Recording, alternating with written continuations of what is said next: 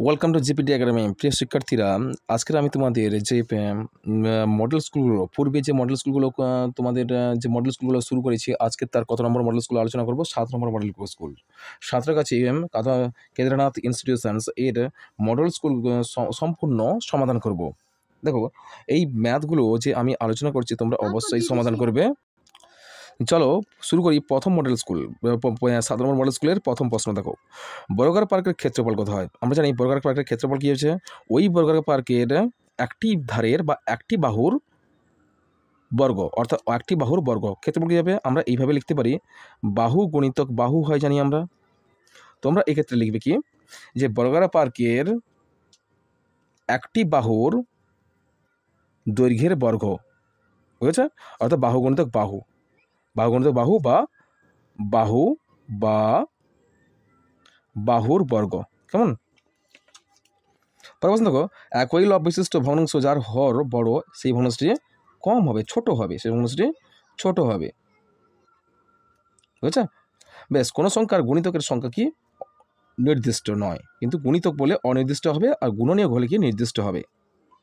পরের প্রশ্ন দেখো, রেখাংশের ড্যাশ প্রান্তবিন্দু আছে? রেখাংশের দুটি প্রান্তবিন্দু আছে, কিন্তু রেখার কিন্তু একটি প্রান্তবিন্দু।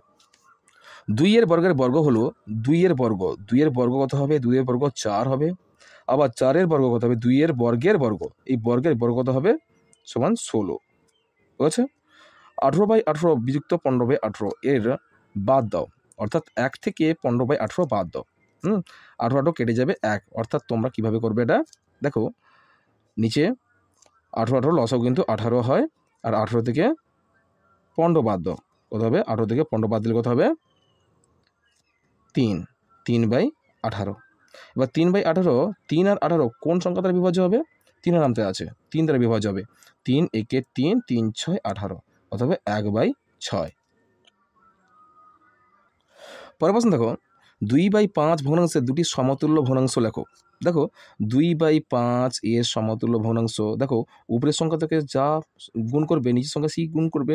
উপরের সংখ্যা 2, যদি লবের সঙ্গে 2 গুণ করলে হরের সঙ্গে 2 গুণ করতে হবে। লবের সঙ্গে 2 গুণ করলে কত হবে? 2 দুগুণে 4 হবে, আর হরের সঙ্গে 2 গুণ করলে 5 দুগুণে 10 হবে। আবার দেখো, উপরের লবের সঙ্গে যদি 3 গুণ করো, 3 দুগুণে 6 হবে, আর নিচে হরের সঙ্গে যদি 3 গুণ করো, 5 3 কত হবে? 15। তাহলে সমতুল্য ভগ্নাংশ হয়ে গেলো, দুটি সমতুল্য ভগ্নাংশ 4/10 হলো, আর একটা 6/15 হলো। দেখো পরের প্রশ্ন, 84/102 ভগ্নাংশটিকে লঘিষ্ঠ আকারে প্রকাশ করো। দেখো, 84/102, 84/102, 102, 84/102। দেখো, এই দুটি সংখ্যা কিন্তু 2 দ্বারা বিভাজ্য হবে। দেখো, 84কে 2 দ্বারা বিভাজ্য করলে কত হবে? 4 আর 2 42। 102কে বিভাজ্য করলে 2 দ্বারা বিভাজ্য করলে কত হবে? 5 আর 1, আচ্ছা বেশ 42। 42 আর 51 কোন সংখ্যা দ্বারা বিভাজ্য হবে? 21 এর নামতে আছে, 21 আর 42, সরি 21 এর নামতে 42 হলে 51 হবে না। 42 আর 51 3 দ্বারা বিভাজ্য হবে। দেখো, 42কে 3 দ্বারা বিভাজ্য করো। দেখো, 3 একে 3, আর 2 12, সরি 3 একে 3, 1 নাম হলো, 2 নাম হলো 12, 3 4 12 14, আর 51 আছে কিন্তু 17 নামতে। 17 3 51, 51কে 3 দ্বারা বিভাজ্য করলে হবে 17। কী পেলাম আমরা? 14/17। বেশ, 14/17। পরের প্রশ্ন দেখো, এটা উত্তর হবে 14/17। পরের প্রশ্ন হচ্ছে,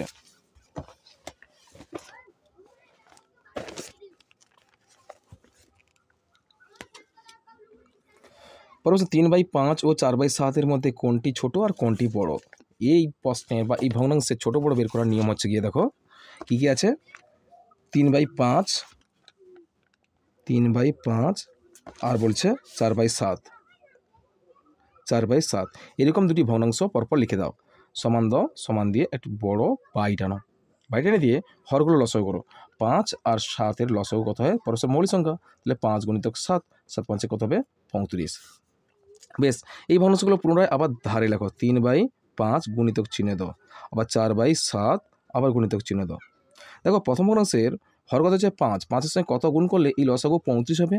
5 এর সঙ্গে কত গুণ করলে? 5 7 35, নিচে 7 বসালে উপরেও 7 বসাও। আবার পরের ভগ্নাংশ ধরো যে হর কত হচ্ছে 7, 7 এর সঙ্গে কত গুণ করলে 35 হবে? 7 এর সঙ্গে যদি 7 5 35, 5 যদি গুণ করি 35 হবে, নিচে 5 বসালে উপরেও 5 বসাবে, বাই সমান দ বাই দ সমান দ বাই দ, উপরে লব লব গুণ করো, হর গুণ করো, 7 3 21 আর 7 5 35, আর 7 5 35 আর 4 5 20। বেশ, হর সমান হয়ে গেছে। এবার দেখো লব যার বড় হবে সেটা বড় সংখ্যা হবে, 3/5টা অলরেডি বড় হবে, 7/4 থেকে 4/7 থেকে 3/5টা বড় হবে। সুতরাং কি বলেছে আমাকে প্রশ্ন, কোনটি ছোট কোনটি বড় লেখো। ছোট দেখতে পাচ্ছি আমরা কত হবে, 4/7 ছোট, ছোট হবে 4/7, আর বড় হবে, আর বড় কোনটা হবে, বড় হবে 3/5। কেমন পারবাস দেখো। যোগফল নির্ণয় করো। দেখো প্রশ্নটা আমরা তুলে ফেলেছি, সমস্ত সবগুলো কিন্তু মিশ্র ভগ্নাংশ, সবগুলো কিন্তু মিশ্র ভগ্নাংশ। দেখো দুটি মিশ্র ভগ্নাংশ আছে আর একটি প্রকৃত ভগ্নাংশ আছে। মিশ্র ভগ্নাংশগুলো ভেঙে নাও।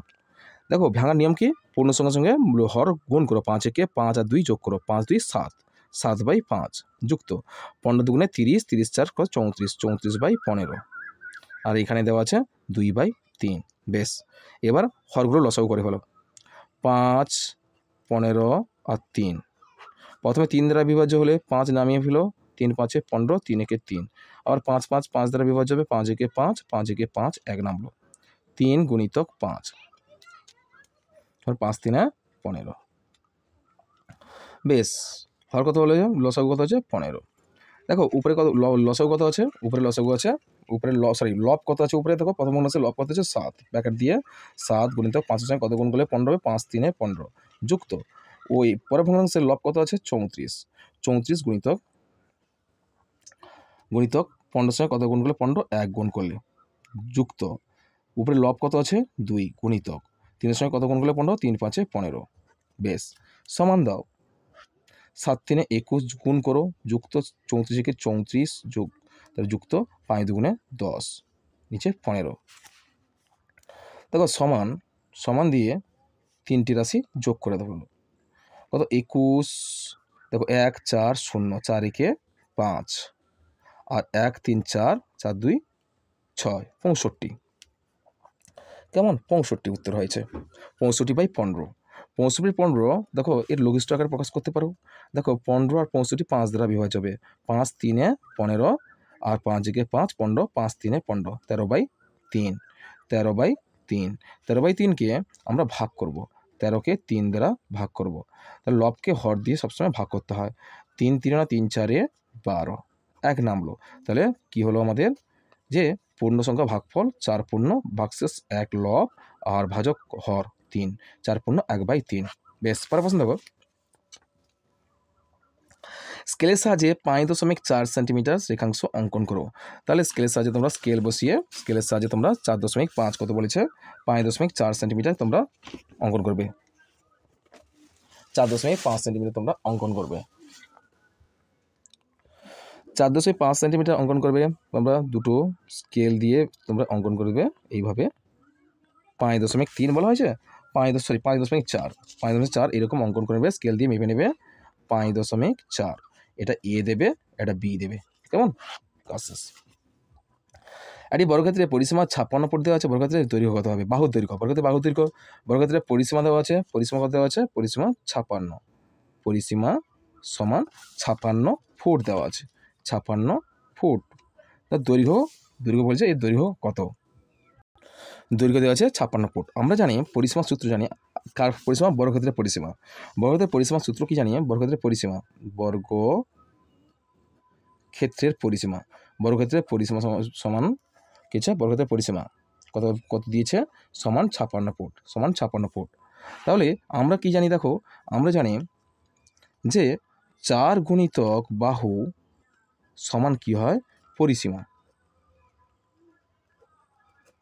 পরিসীমার মান দেওয়া আছে 56 ফুট দেওয়া আছে, তাহলে আমরা বাহুর মানটা পেয়ে যেতে পারি, বাহু সমান 4 গুণ ছিল এদিকে লিখে ভাগ হবে, পরিসীমা কত ছিল 56, তাহলে 56 ভাজিত 4, বা বাহু সমান কত হবে, 56কে 4 দিয়ে ভাগ করলে কত হবে, 56কে 4 দ্বারা ভাগ করো, 4 একে 4, 1 নামো, 6 নামো, 16, 4 4 16, 14, অর্থাৎ 14 4 56, 14। বাহুর মান কত হবে 14 ফুট, বাহু কত হবে 14 ফুট, কেমন 14 ফুট। পরের প্রশ্ন দেওয়া আছে দেখো, দুটি ফুলের বাগান আছে, একটি আয়তাকার যার দৈর্ঘ্য 20 মিটার, প্রস্থ 10 মিটার এবং অপরটি বর্গাকার যার প্রতিটি বাহুর দৈর্ঘ্য 12 মিটার। বাগান দুটিকে তার কাঁটা দিয়ে বেড়া দিতে হবে। যদি প্রতি মিটার বেড়ার জন্য 20 টাকা খরচ হয় তবে কোনটির জন্য বেশি খরচ হবে? দুটি ফুলের বাগান আছে, একটি আয়তাকার যার দৈর্ঘ্য হচ্ছে 20 মিটার আর প্রস্থ হচ্ছে 10 মিটার, অপরটি বর্গাকার যার প্রতিটি বাহু দৈর্ঘ্য 12 মিটার। বাগান দুটিকে কাঁটাতার দিয়ে বেড়া দিতে হবে। যদি প্রতি বর্গ মিটারকে জন্য 20 টাকা খরচ হয় তবে কোনটির জন্য বেশি খরচ হবে? তাহলে চলো সমাধান করি।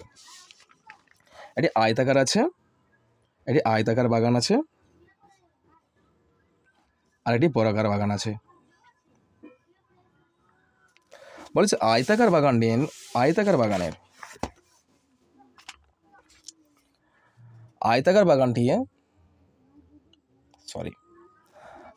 বাগানটি কি বলা আছে? আয়তাকার বাগানটির দৈর্ঘ্য বলেছে, আয়তাকার বাগানটির দৈর্ঘ্য হচ্ছে 20 মিটার, আর তার প্রস্থ বলছে 10 মিটার, আর যে অপরটি যে বর্গাকার ছিল তার প্রতিটি বাহুর দৈর্ঘ্য হচ্ছে 12 মিটার। তাহলে বাগান দুটি কাঁটাতার দিয়ে বেড়া দিতে হবে, প্রতি মিটারে অর্থাৎ 1 মিটারে 20 টাকা খরচ হয়। তাহলে কোনটার জন্য বেশি টাকা খরচ হবে? দেখো, তাহলে প্রথমে এদের পরিসীমা বের করি। তাহলে আয়তাকার বাগানের আয়তাকার ক্ষেত্রের পরিসীমা, আয়তাকার ক্ষেত্রের পরিসীমা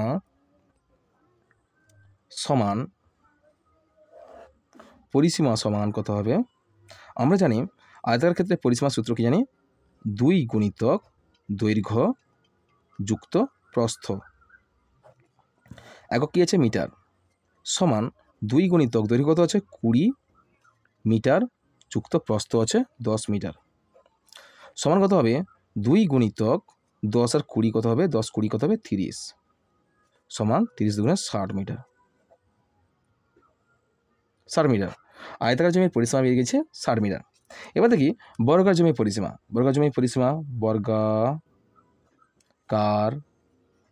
ক্ষেত্রের পরিসীমা, বর্গাকার বাগানের ক্ষেত্রে লিখবে, এখানে বাগান লিখে দেবে, পরিসীমা সমান কত হয়? বর্গাকার বাগানের পরিসীমা বের করার নিয়ম হচ্ছে কি?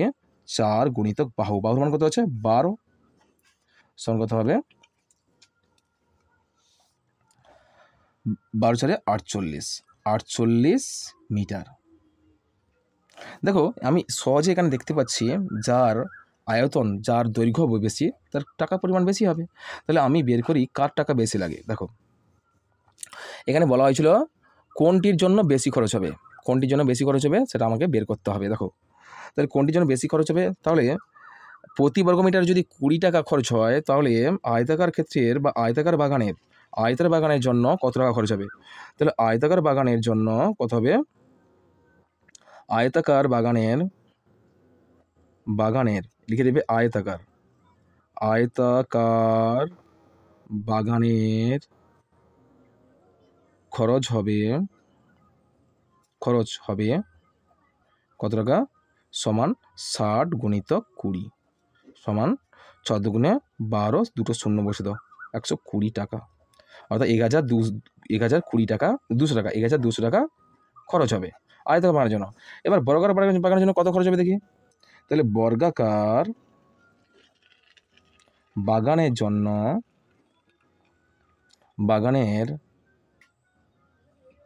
খরচ হবে কত হবে? খরচ হবে সমান কত হবে? বর্গাকার বাগানে খরচ হবে কত?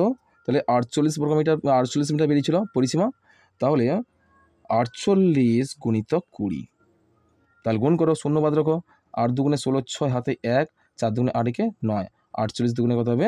96, 48 আর একটা শূন্য ছিল, শূন্য টাকা, অর্থাৎ 960 টাকা।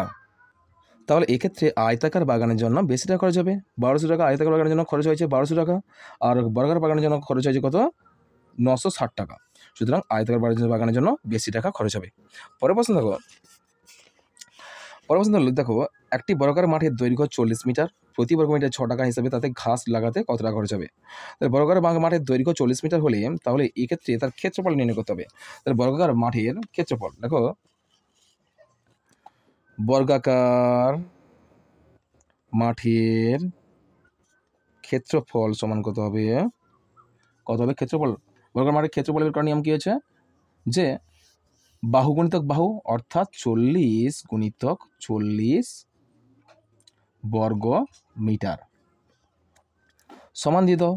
এর বর্গাকার মাঠের ক্ষেত্রফল বেরিয়ে যাবে 4 4 16, দুটো শূন্য বসে দাও, 16 1600 বর্গ মিটার।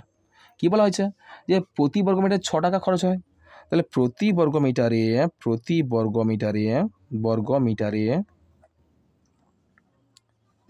6 টাকা খরচ হলে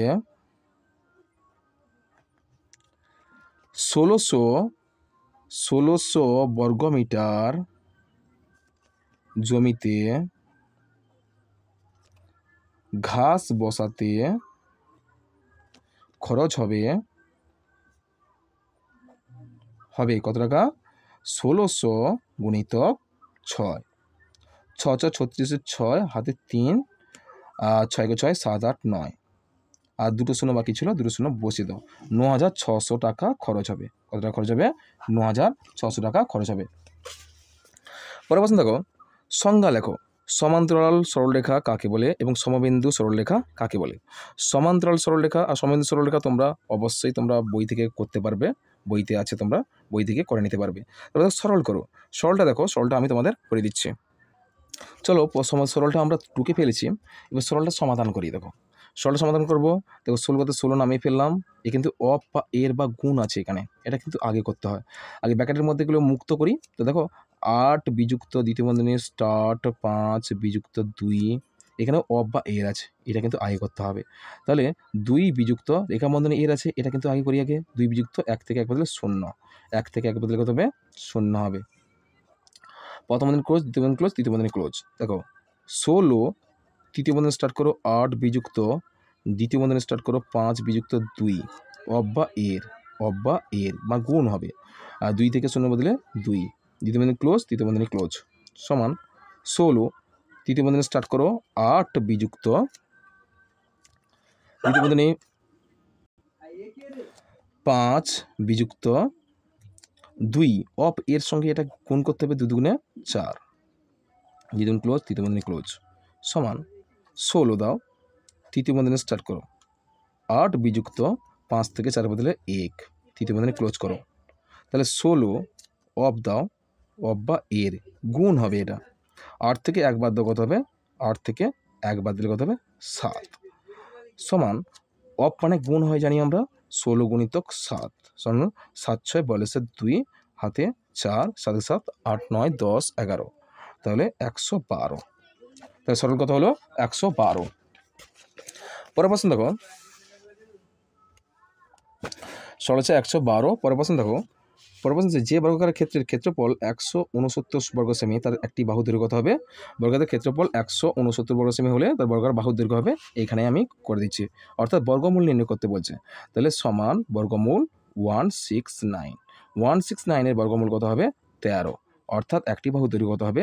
13 সেমি। কত লিখবে তোমরা? 13 সেমি। কেমন?